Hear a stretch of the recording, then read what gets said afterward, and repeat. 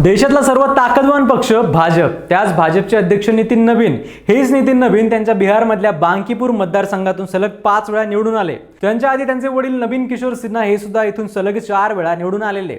थोडक्यात भाजपचा बालेकिल्ला असलेल्या या मतदारसंघात यावेळी प्रशांत किशोर निवडून आले। कट टू जाऊया 2025च्या बिहार निवडणुकीच्या निकालावर। याच निकालात प्रशांत किशोर यांच्या जनसुराज पक्षाने 238 जागांवर उमेदवार उभे केले होते।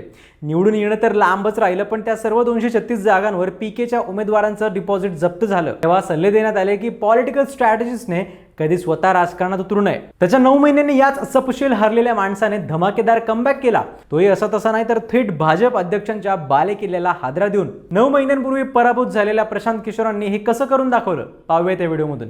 नमस्कार, मी संकल्प पाटील आणि तुम्ही बघताय लगाव बत्ती।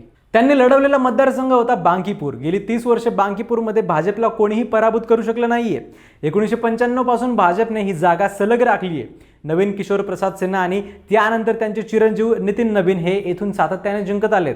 2025च्या निवडणुकीत बांकीपूरमधून आमदार म्हणून निवडून आलेले भाजपचे राष्ट्रीय अध्यक्ष नितीन नवीन राज्यसभेत गेले।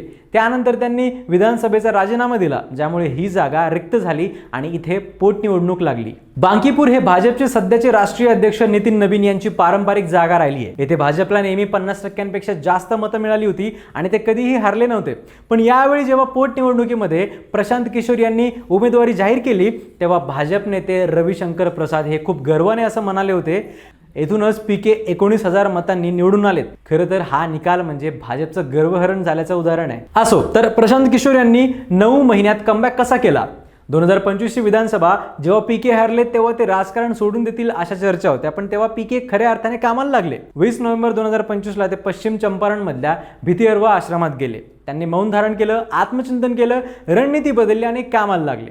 तुमच्या आयुष्यात कधी पराभव आलाच, नैराश्य आलंच तर आत्मचिंतन करा आणि रिस्टार्ट करा, खरंच फायदा होईल। तेच पीकेने केलं। डिसेंबर स्ट्रॅटेजी बनवली। जानेवारीत प्रत्येक गाव, प्रत्येक वॉर्ड आणि प्रत्येक घरापर्यंत पोहोचले। फेब्रुवारीत बिहार नवनिर्माण यात्रा सुरू केली। पक्षाचं निवडणुकीचं काम सुरू असतानाच वैयक्तिक आयुष्यात पीकेने बदल केले। जसं की त्यांनी घोषणा केली की पुढच्या 5 वर्षांपर्यंत त्यांच्या कमाईचा 90% हिस्सा जनसुराज पक्षाला ते दान करतील। शिवाय दिल्लीतलं घर सोडून मागच्या 20 वर्षात कमावलेली प्रत्येक मालमत्ताही पक्षाला देतील। त्यांनी जनसुराज पक्षाशी संबंधित प्रत्येक व्यक्तीकडून किमान 1,000 रुपयांचं सहकार्य मागितलं आणि पक्षाचं काम सुरू केलं। त्यांनी आपला राहता बंगला सोडला आणि बिहार नवनिर्माण आश्रमात राहू लागले। हा आश्रम जनसुराज पक्षाच्या कामांसाठीच बनवलेला आहे। सुमारे 5 एकरमध्ये बांधलेल्या या आश्रमात जनसुराज पक्षाचे 300 पेक्षा जास्त लोक राहतात। पीके आता पुढच्या विधानसभा निवडणुकीपर्यंत येतच राहणार आहेत। पीकेने 2025च्या निवडणुकीतल्या पराभवातून धडा घेत महत्त्वाचे बदल केले, ते म्हणजे कन्सल्टन्सी फर्मकडून जनसुराजचं कॅम्पेन चालवलं जायचं। पण पीकेने 1300 कर्मचाऱ्यांना कामावरून काढलं आणि सोशल मीडियावर खर्च करण्याऐवजी फक्त महत्त्वाच्या स्वयंसेवकांना कामाला लावलं। महिला मतदार, बूथ व्यवस्थापन आणि जातीय आघाडीच्या टीम्स तयार केल्या आणि प्रचार केला। पीकेने जिल्ह्याऐवजी बूथवर फोकस केला। 1 महिनाभर स्वयंसेवकांनी इथे दररोज अपडेट घेतलं, काम केलं, एकही सुट्टी न घेता। 2025 मध्ये पीके स्वतः निवडणूक लढले नाहीत, यावेळी ते स्वतः उतरले प्रचारात।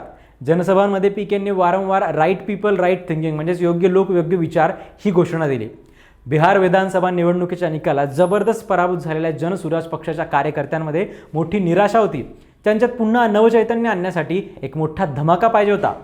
याच दरम्यान नितीन नवीन यांना भाजपचे राष्ट्रीय अध्यक्ष बनवण्यात आल्यामुळे त्यांच्या बांकीपूर विधानसभा जागेवर पोटनिवडणूक लागली। अर्थातच भाजप अध्यक्षांच्या जागेवर पोटनिवडणूक म्हटल्यावर मीडिया अटेन्शन मिळणार, मोफत प्रसिद्धी मिळणार आणि भाजपला थेट चॅलेंज देत एक स्ट्रॉंग नॅरेटिव्ह सेट करायचा असा विचार करून पीके भाजपच्या बालेकिल्ल्यात थेट स्वतः उतरले। यामुळे कार्यकर्त्यांमध्ये उत्साह संचारला आणि कामाला वेग आला। आता बांकीपूर म्हणजे भाजपचा मजबूत गड आहे। या मतदारसंघात नव्याने आल्याने पीकेंचा पराभव निश्चित होईल अशी चर्चा होती। असं असतानाच पीकेंनी बाजी पलटवली। एक म्हणजे बिहारचं संपूर्ण राजकारण एनडीए आणि महाआघाडी भोवती फिरत राहायचं। आरजेडी आणि भाजप या दोन्ही पक्षांवर नाराज असलेल्या मतदारसंघांना तिसरा पर्याय नव्हता, तो गॅप पीकेंनी शोधला। भाजपला मतदान करणारे सवर्ण मतदार आणि आरजेडीला मतदान करणाऱ्या मुस्लिम आणि यादव मतदारांनी तिसऱ्याला म्हणजेच पीके यांना तिसरा पर्याय म्हणून निवडलं। प्रचाराचं टायमिंग परफेक्ट जुळून आलं, ते म्हणजे देशात भाजपच्या विरोधात राम मंदिर देणगी चोरी, E20, पेपर फुटी, जंतर मंतरवरचं जनजे आंदोलन, त्यांच्यावर केलेला लाठीचार्ज अशा अनेक मुद्द्यांना पीके यांनी हात घातला आणि नॅरेटिव्हमध्ये भाजप मागे पडली।